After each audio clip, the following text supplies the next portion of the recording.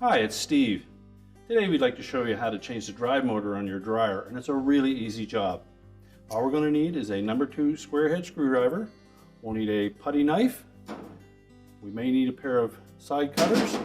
You'll also want a pair of locking pliers and a 7/8 socket with a ratchet and an extension. Let me show you how we do it. Now before we begin this repair, the first thing we'll need to do is to disconnect power to the dryer. So unplug it, or locate the electrical panel and turn off the appropriate breaker or remove the appropriate fuses. Now to release the main top from the cabinet, we need to locate the little spring clips at the front, and we'll take our putty knife, we'll slide it into that gap, just locate those, push back on them. You may wish to pull forward on that top at the same time until you release it. Do the same thing on the opposite side.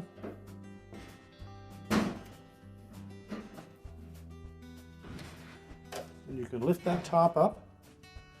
We suggest it's easier just to disconnect the ground wire here at the back and then lift that top off of the hinges and set it aside. Now next we'll have to remove the front, and to do so we will need to disconnect some wire harnesses. They're typically held in place with a little wire tie attached to the cabinet. So we may wish to cut that wire tie first and discard it. And disconnect the wire harnesses. And then we'll locate 2 screws that secure that front panel to the front of the cabinet. And remove those.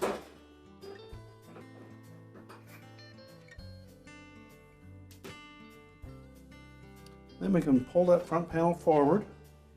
There will be a little bit of resistance because there are 2 spring clips that fit into the front lip on that cabinet. Once that comes free, we can tilt it forward and lift it off of the 2 clips at the bottom, and then we can set that aside. Next we'll need to release the belt from the idler pulley. We're just going to reach in on the right hand side over top of the blower housing. Reach back in there until you feel the belt. Follow the belt down until you feel the motor pulley. The belt wraps around the motor pulley, comes back up on the left side of that, and then rolls over top of the idler pulley. Now to remove the belt, we'll need to release the tension on the idler assembly here. So we're just going to pull that towards the center of the drum. That will release the tension on the belt, and we can roll it off of the motor and the idler. Once the belt is released, we can then take the drum and the belt out of the dryer. Now next, on this model, we'll need to remove this little clip at the front that supports that drum. So remove the screw, take that little bracket out, and just set it aside for now. And then using the belt, we're going to lift that drum off the rear bearing.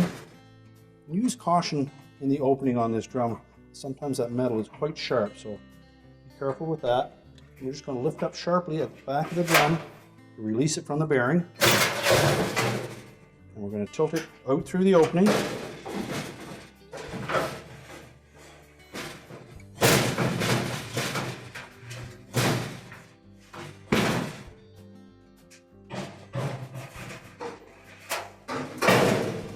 And then we'll set that drum and the belt aside. Now with the drum removed, we can next go ahead and remove the blower fan from the motor and remove the idler pulley from the back so that we can pull that motor out.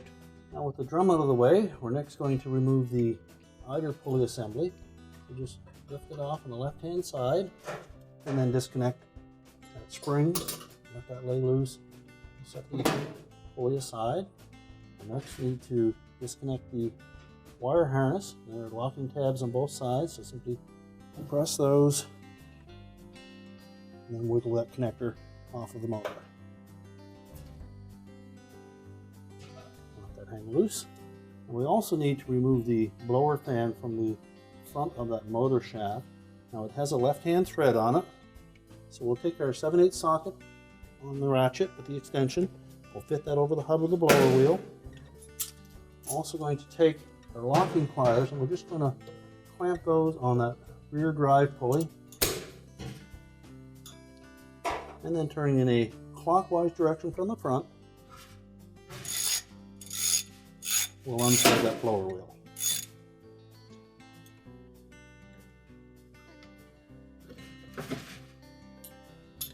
And once we have that loose, we can remove the locking pliers. We'll also remove this rear mounting clamp. So using either a putty knife or our screwdriver, we're just going to go down onto the left side of that, put a little tension on it,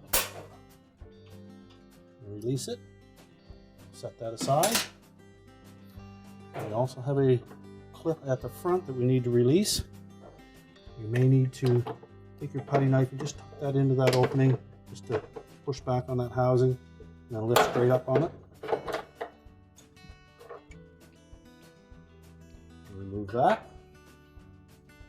Then we should be able to lift the motor out of the housing. Just pull that completely out and discard it. Now we'll take our new motor assembly. We're going to fit this threaded end of the shaft into the blower housing. It's probably the trickiest part of this, is making sure that we have that lined up properly. Now, to thread that blower wheel onto that motor shaft, we need to turn it counterclockwise because it is a left-hand thread. Make sure that we locate the center of it. And just turn it on there enough that we have caught some threads. We can then lower that motor into position, making sure that the rear rubber mount fits into that saddle, as well as the one on the front. We'll take our locking pliers. We'll carefully lock those onto that rear pulley.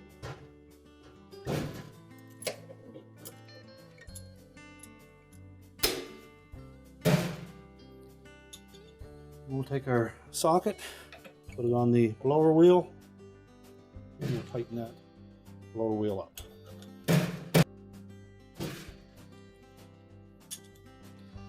Remove the locking pliers. Attach our wire harness connector.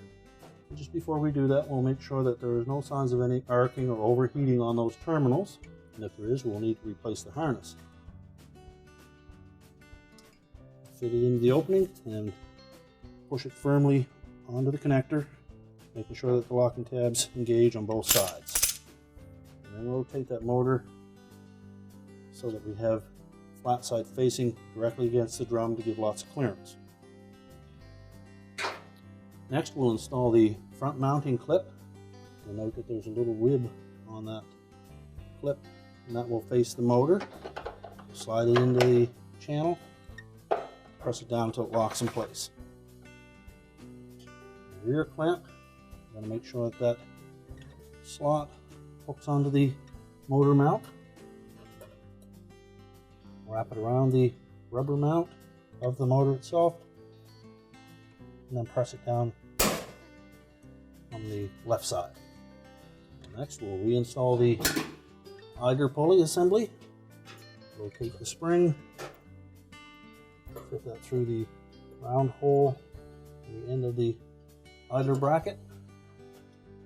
Just make sure we have some lubrication on that forked end. Sit it down onto the pivot point. We're now ready to put the drum back in the dryer. We're going to use the belt to support the weight of it. Just wrap that around the drum, keeping the rib side of the belt against the drum. And we're going to lift it in through the opening. And what we need to do is hinge this ball portion of the rear bearing into the saddle portion mounted to the cabinet.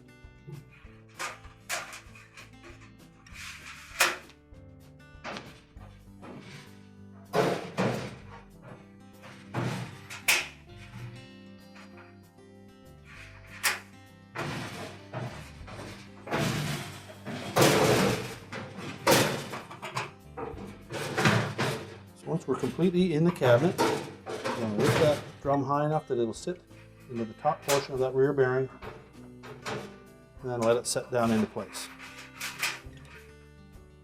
We'll roughly line that belt up with the marks on the drum so that we can attach it to the motor pulley and the idler pulley through the front opening.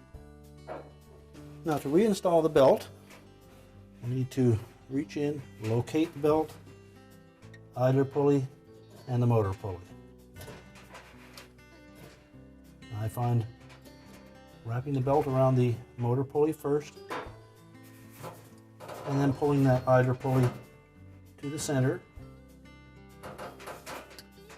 will give us enough slack that we can push the belt over top of the pulley.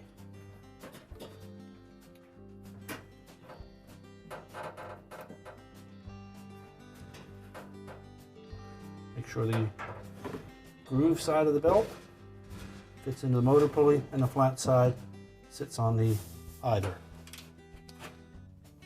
And you should see the blower wheel turn. Next, we'll put the front drum support in place.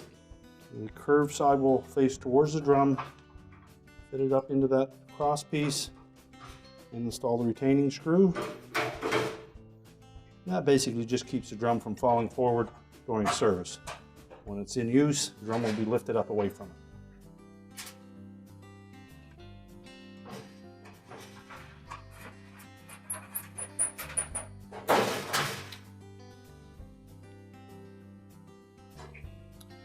And now we're ready to put the front panel back on. Now when installing the front panel, we want to make sure that we engage these two little slots on the bottom of the front panel with the two hooks that are located on the bottom of the cabinet. So we begin by lining those up and make sure that that front panel sits completely down over those. Next, we're just going to tilt that panel into the dryer. We'll make sure that we pull our harness through the opening, and we'll also need to lift up on the drum to allow that felt seals to fit into the opening. The spring clips should line up with the square openings in the cabinet. You can just press those into place, and that will hold it until we can put the retaining screws in. So next we'll install those two retaining screws for the front panel.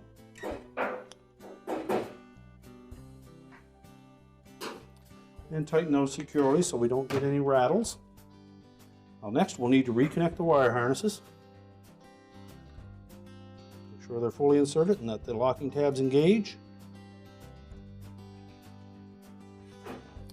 And then we'll reinstall a wire tie to hold that harness away from the drum.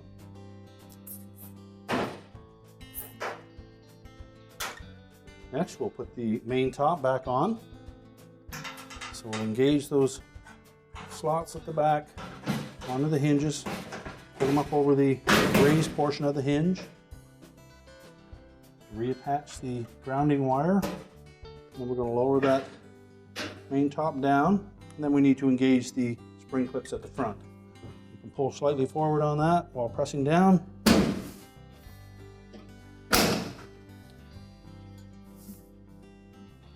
Once we have that properly attached, we can then reconnect the power, and our repair is complete.